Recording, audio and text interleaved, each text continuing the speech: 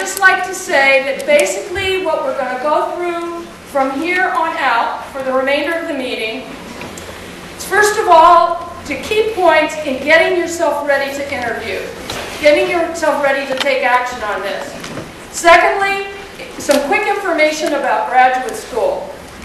And thirdly, recruiting has its seasons. It has its time of the year, and that's going to be explained to you. So without taking up any further time, I'm going to introduce Susan Walker. Susan is our Associate Director for Internships, and she's going to take you through part one. Thanks, Jay. And I'd like to congratulate all of you for getting to this point in your senior year. That's a big accomplishment, and you have another big accomplishment, 7 months from now to look forward to. In this meeting, we try to strike a balance between reassuring you and energizing you, because both of these things have to happen. I've seen some seniors in drop-ins already who came in early last week, and they all reported this sense of feeling overwhelmed, and I will reassure you that that is totally natural and something that we're here to help you deal with. I hope I was able to energize these people by going through a step-by-step process, which I'm going to outline for you about what you do first and what you do next, and then you're going to get a great outcome. So I'm here to talk about the process for getting ready for the search for what you're going to do after Middlebury. All right, so it is a 3-step process, and it's important to approach it in this sequence. It's really tempting to zoom ahead to number 3. Like, all right, I have to get a job. How can I do that the fastest way possible and check this off my list and relieve my anxiety? So you can take the approach, I'll apply for everything, or all my friends are going into finance, so I might as well do that too. Or, if I apply to law school, it'll all be settled for me by April or May. Teaching and coaching, that sounds good. So one thing I'd like to say is, please don't jump to step 3.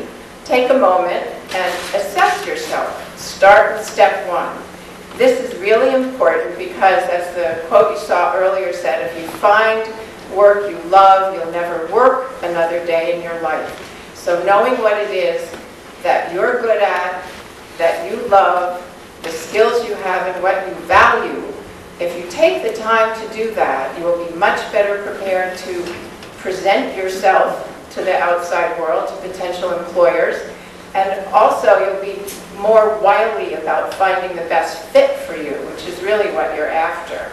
How do you do that?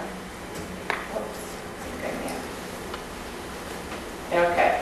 We have a lot of options, one of which is a workshop called Do What You Are, which is based on the Myers-Briggs Type Indicator and some other assessments.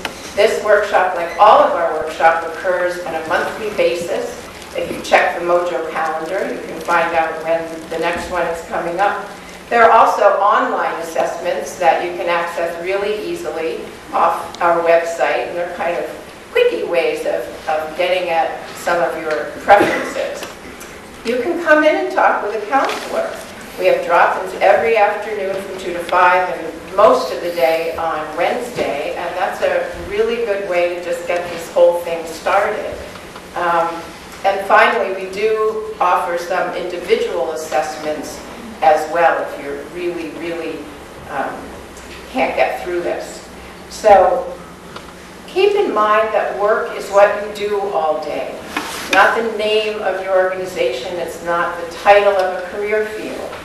So if you love research, there are any number of venues in which you might be able to employ your research skills. You may have no talent for numbers or interest in finance, and yet a Wall Street firm might find your organizational skills and interpersonal skills very valuable to their human resources department.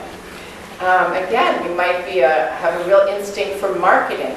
Well, you can use that at an environmental NGO as well as you can with a fashion organization.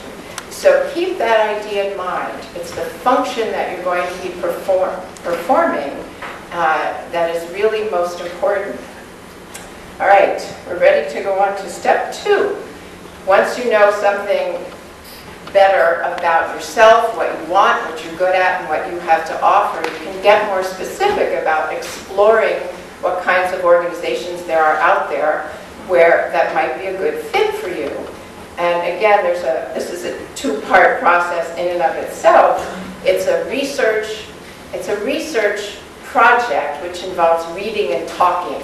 The reading part is just taking advantage of all the online and hard copy resources that we have on our website and in our library, so that you can prepare for the fun part, which is talking to mid-alums who've been through what you are about to go through, especially the young ones who are probably in entry-level jobs like the ones that you'll be applying for. And this is an excellent way to find out more about what kinds of jobs there might be for you that you would enjoy, and how other people's day-to-day work life goes. So that research piece is really important. All right, when you've done that, steps 1 and 2, okay, now you're ready for achieving your goals. That means you're going out after specific job opportunities.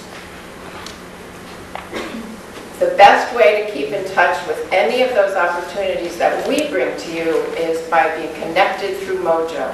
So one of your 4 steps is to have completed a Mojo profile. Most of you have probably done that already. But make sure that you keep it up to date. If your career interests have changed at all and you want to get the latest information from us about what's going on related to those interests, we need to know what they are. You can update it every week if you want, but make sure that you do that. As a senior, I would say check the Mojo calendar every morning. You know, brush your teeth and check the Mojo calendar, because it is constantly changing. There's constantly new information on it. Information about application deadlines, workshops, people coming to campus, special events we have. So that's your way to be connected, which is not to say there aren't, you know, your family network or other ways that you can access job opportunities. But this is your number 1 vehicle here, because people, any employer that's on Mojo has sought Middlebury out. They're seeking you out. They want people like you in their organizations. So that's hugely important.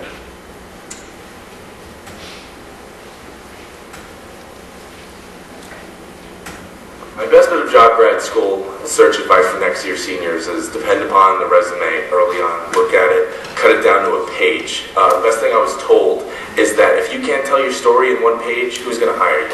Honestly, you need to know yourself. That's how you cut yourself down. You cut to the most specific, important things that you want to tell about yourself to an employer. And it all starts with how you phrase and put your resume in order. My best advice for you for next year would be, when you're applying for a job and you're sending out an email with your resume and cover letter, let them know that you might be in New York City in 2 weeks, even though you may not be. That gives them so much more of a push to ask you to come into their office to meet them. And, you know, borrow a friend's car, take your own car. I mean, it's only 3.5 hours or 3 hours to Boston, and it's only about 4.5 to 5 hours to New York City. So that's what I would say when you're applying to jobs that you just really want, but you feel like they're really hard to get, such as editorial jobs or jobs in advertising and marketing. They really just want to meet you, because interviews are very important for them. So that's my advice for you. My best bit of advice about the job process and the grad school process for next year is to not compare your success with your friends. A lot of my friends landed jobs in the fall, and a lot of them in the middle of spring semester right now have no idea what's going on. And that's really okay for a lot of different reasons. It depends on what career you want to go into, what kind of a grad school you want to go to, and the fact that these things can't be compared directly across the year. My job search advice for next year's seniors is to make use of CSO. They are here to help you out, so definitely make use of them. And not just complete the 4 senior steps and feel like you've done everything and you can apply for jobs, but come here and talk to the counselors about your resume and make sure to look at your resume before you go ahead and submit it. And also set up a practice round interview. That's very important. And you can always learn from your interviews, and for the most part what happens is that you think that you're confident about your interviewing skills, but when you come here and you interview with a counselor, there are things that you learn that you never thought that you probably had to learn about. So that's very important, and just be proactive, be confident, and that's all I can say. The most important part of my interview process was definitely preparation. When you leave an interview knowing that you just nailed it, knocked it